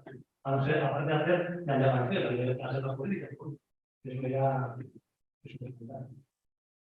Sí, este hombre llegó a amenazar con llevarse al Baskonia a Bilbao, ¿no? En su día, o sea, que Erejeta llegó a amenazar con llevarse al Baskonia a Bilbao. Cuando el Bilbao no tenía equipo de baloncesto, llegó a decir que si no sé si era cuando lo de la ampliación del Buesa o cuando, no me acuerdo cuándo fue, no, porque entonces ya estaba Bilbao, sería antes, pero claro, si no se hace aquí, me voy a Bilbao. Es el truco que se hizo cuando las juntas en el equipo con el CAR. Eso es. Ya que habláis de Bilbao, y voy a sacar otro tema aquí que me he enterado hace no mucho, y no voy a politizarlo, el tema de los viñedos de Álava, de La Rioja o el Chacolí. ¿Sabéis dónde va a estar la sede de viñedos de Álava en el futuro? En Bilbao. ¿Y por qué? Porque en el futuro, Viñedos de Euskadi va a tratar de convertirse en la marca asociada con La Rioja Alavesa, con el Chacolí y lo que haga falta. Así que decidle adiós a nuestra Rioja Alavesa porque va a ser otra cosa. Que si queréis saber dónde va a ir el amianto de Bilbao, de Vizcaya, sí, señor. Igual que el contaminante del río, como se llama El Lindano. El lindano, que el parque lindano que venía de Vizcaya, de Manacor, también nos lo colocaron. Ahora, a cuenta de eso, nos han continuado esta otra. Llegan a contaminación alegre. Ahora nos quieren meter la mierda suya. Tenemos que ser solidarios.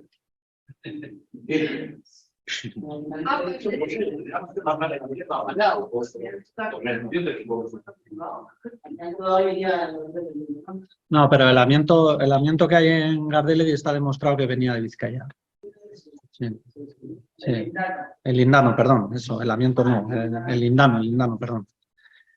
Lo del amianto es otra cosa, porque aquí lo que se está... La diputación tiene solidaridad. No. Y alguna vez, a ver, No, pero estamos mezclando cosas. Yo lo que creo que lo del vertedero de Gardelegui con el tema de los residuos peligrosos estos del amianto y tal es de tratamientos de cosas de Álava, no de Vizcaya. No, yo lo que he oído, he oído que eran solo exclusivamente de Álava. El problema es que el vertedero de Gardelegui no está preparado para temas de residuos peligrosos.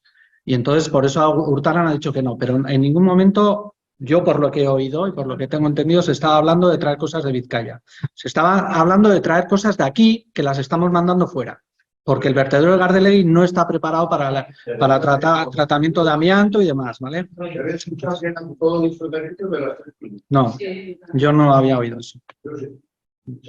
Bueno, a ver, sobre el amianto, si no se manipula no es contaminación. O sea, no es contaminación.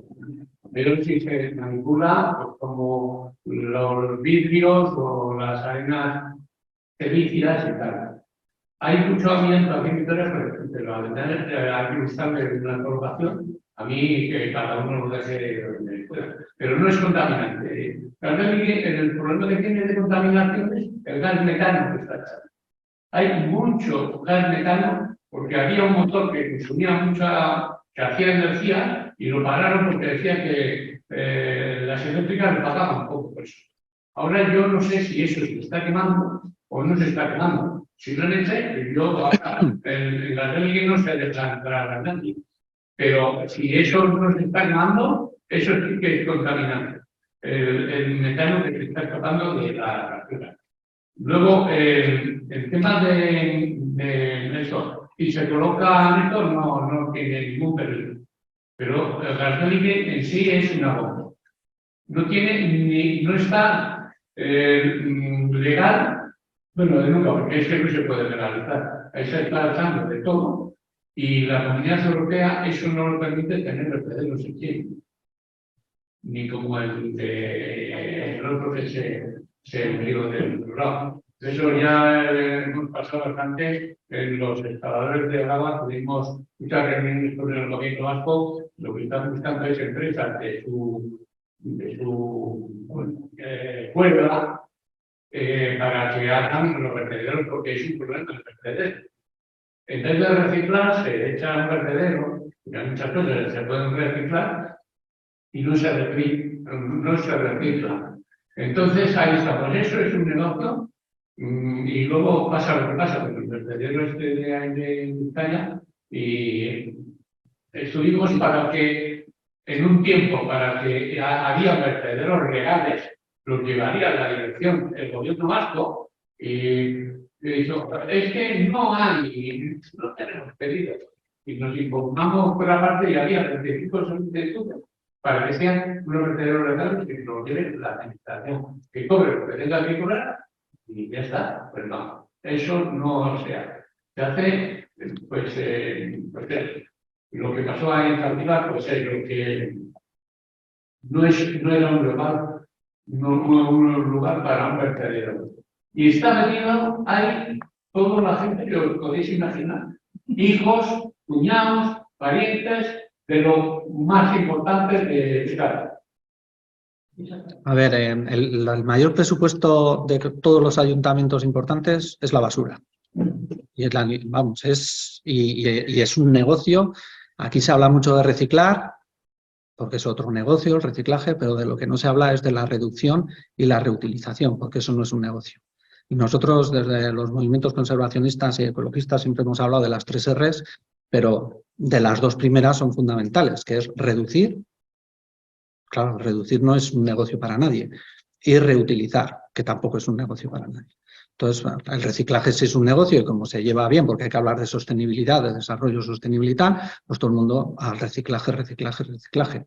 Pero de reutilizar y especialmente de reducir, que es lo que hay que hacer, de eso no habla nadie. En cualquier caso, igual para otro Agora Green tenemos que hablar del vertedero, porque a nosotros desde Gardelegui nos dijeron que dejásemos de llamarle el vertedero de Gardelegui para llamarle el vertedero de Vitoria.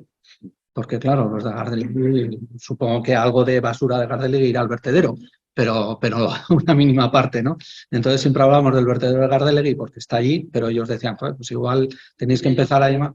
No tiene el vertedero de Gardelegui, de residuos sólidos urbanos, pero decían ellos de empezar ya. Bueno, pero no es lo mismo un aeropuerto que un vertedero, ¿no? Un vertedero queda como mal y... Bueno, yo te digo lo que nos decían los vecinos y vecinas de Gardelegui, ya lo sé. Pero bueno, pero está en Vitoria, ¿no? También. Claro, en el municipio de Vitoria. Se llaman del pueblo. Bueno. Pues es lo que nos decían las vecinas y vecinos de Gardelegui. En cualquier caso, es un tema potente también el tema del vertedero y igual algún día tenemos que traer a alguien que sepa de estas cosas y contarnos cómo funciona el vertedero de Gardelegui. No es una pregunta a la periodista. Me cuenta esto de la mafia, distinta mafia del grupo Juan de Estonia a la fuerza. ¿Nunca ha habido has encontrado algún indicio de cohecho o de por medio? Voy a tener que imitar las palabras que he escuchado a Andoni Díaz. Cuando algo está en la vía de denuncia legal, es mejor esperar. Yo, en 2017, decidí que, salvo casos extremos, y después de haber hecho 9 capítulos en esquizofrenia sobre lo que yo sabía, a partir de esa época decidí que, en vez de hacer la denuncia periodística que no llevaba a ningún lado, y menos en un blog de un periodista que, bueno, en los 14 años que lleva asistiendo a este blog sí que he llegado a casi 700.000 visitas, pero no sirve para nada. ¿Tú crees que alguien va a coger una información periodística de un tontito como yo para coger y a partir de ahí iniciar un proceso legal? No. Pero entonces decidí que la causa periodística había que sustituirla por una causa a través de los enlaces jurídicos. Pero dadme tiempo, luego si quieres te paso información a ver si me ayudas. Tengo que completar el expediente. Y ahora voy a aprovechar para hacer una pregunta a Andrés, que tiene que ver también con otra sustancia tóxica que ha aparecido aquí, el lindane, y es que yo tuve la ocasión de asistir a una rueda de prensa donde el anterior consejero de Medio Ambiente explicó cómo habían cambiado la legislación sobre suelos contaminantes para hacerla más eficaz. Y a mí en su día me llegó una de esas informaciones que al no ser contrastada no la puedes publicar, pero teniendo aquí a una veintena de expertos, quiero aprovechar la ocasión primero para preguntarle a Andrés o a ver si alguno de vosotros también conocéis algo del tema. ¿Os acordáis que el lindane provenía, obviamente, sobre todo de la siderurgia vizcaína, donde hubo que reconvertir todo aquello que había en la margen izquierda y, obviamente, había unos restos peligrosísimos que hubo que investigar científicamente cómo se podía hacer que no costasen vidas de los vecinos cercanos a los lugares donde se intentaban depositar. Pero aquí también hemos tenido empresas siderúrgicas, ¿verdad? Y una de ellas nos ha convertido en un grandísimo centro comercial. ¿Sabéis qué pasó con el suelo del centro comercial El Boulevard? ¿Alguien sabe algo? Andrés, la pregunta es para ti, lo siento, pero ya sé que es difícil. Pero... Pues sí, también. ¿Perdón? No, el lindano. No solo de la siderurgia. No solo no. Es un insecticida. Ah, vale. Es un insecticida. ¿Y por qué lo asociamos con la industria siderúrgica? Ah, vale. Gracias. No, es verdad. El lindano es un insecticida que se utilizaba y que además tenía mucho residuo, mucho más residuo de lo que se producía y que se prohibía en su día y efectivamente no hay forma de eliminarlo. O sea, es así. Y entonces, bueno, pues efectivamente muchas empresas lo que hicieron fueron meterlos en bidones y tirarlos por ahí pues llevarlos a vertederos y bueno, y hay unos puntos muy concretos y el vertedero de Gardelegui es uno. Parece que fue en los años, no sé, se hablaba de, no sé si eran los años 60, no me acuerdo cuándo fue, cuando lo trajeron aquí, se fue filtrando y está llegando al Zadorra. Hasta hace poco se ha estado filtrando durante muchísimo tiempo. Lo que pasa es que la Unión Europea modificó los análisis de la depuradora de Crispijana y entonces ahí empezó a saltar. ¿Vale? Pero vamos, el Zadorra llevaba con Lindano mucho tiempo y bueno, el Zadorra la verdad es que es un desastre porque tiene de todo. Tiene de todo. Tiene bueno, mercurio, zinc, cromo, de todo. ¿Vale? Es uno de los puntos negros dentro de toda la cuenca hidrográfica del Ebro, que se dice pronto. Pues Es gracias uno de por los- enseñarme y gracias por subrayar Sí. mis errores, pero quiero saber también Sí, de qué industria proviene el lindane, que cómo se... Sí, está localizado, se sabe, ¿eh? Eran unas de Baracaldo, me parece que había. Cero biodegradable, donde como ahí no había insecto Ajá. pero lo malo es que se usó para matar piojos también. O sea, Ajá. era como el DDT. El DDT era tan bueno por lo mismo.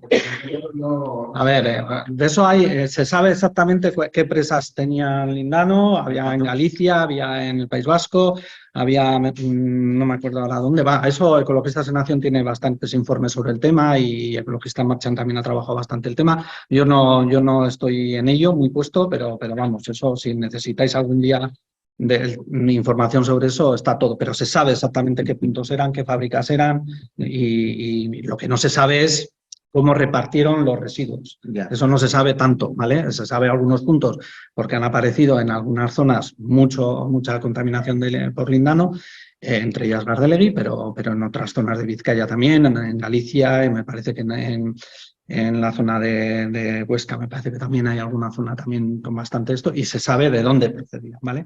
De hecho, se sabe que el de Gardelegui de aquí venía de Vizcaya.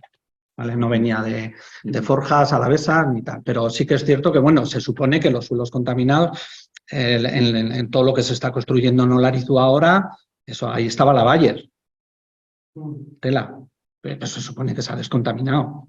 Vamos, yo entiendo que se ha descontaminado el suelo, que nos ha dejado, de hecho tardó bastante en empezar a construirse ahí, a permitir la construcción ahí, porque bueno, pues que se hizo una descontaminación del suelo y tal. Yo entiendo que eso se habrá hecho bien, eso digo yo, vamos, no lo sé, vamos.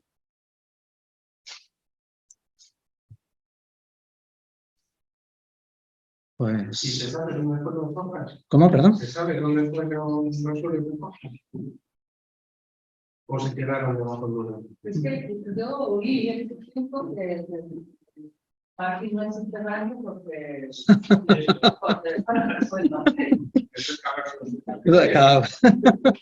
Puede ser. Y una última pregunta. Sí. Tú, como profesora que eres una personalmente, como personalidad, claro, podemos en los medios, o sea, nadie sabe nada, ¿no? Como que aparte de negociante, le va muy bien y tal, pero que entra a amistades. Pues mira, yo no soy paparazzi y hay ciertos temas que entran dentro del ámbito personal sobre los que sí tengo información de mucha gente, de los que han aparecido aquí. Tengo informaciones sobre su persona, íntimas, que si quieres luego te las comento en una parte, pero ahora mismo públicamente creo que no tendría por qué contarlo.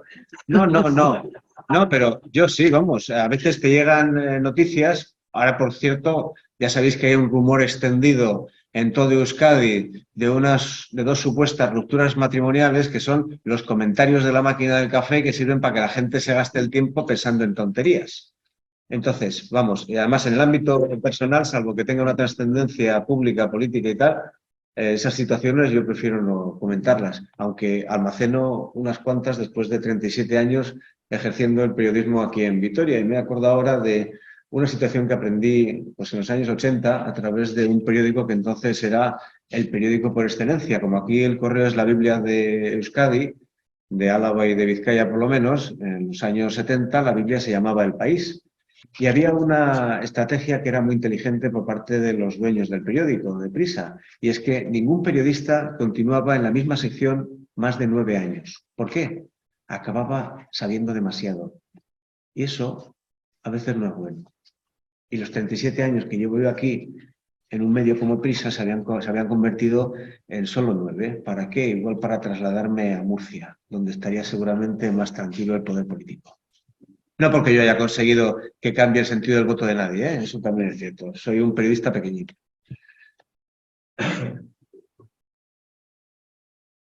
Andrés, Bueno, pues ¿quién nada, cierra esto? pues muchísimas gracias a todos y a todas por haber acudido. También gracias a las a las personas que estáis en Zoom, que habéis hablado poco, pues nada.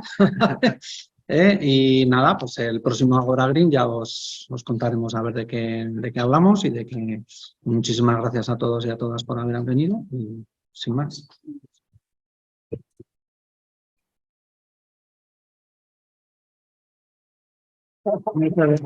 Solo se ve. Es que está discriminada la información.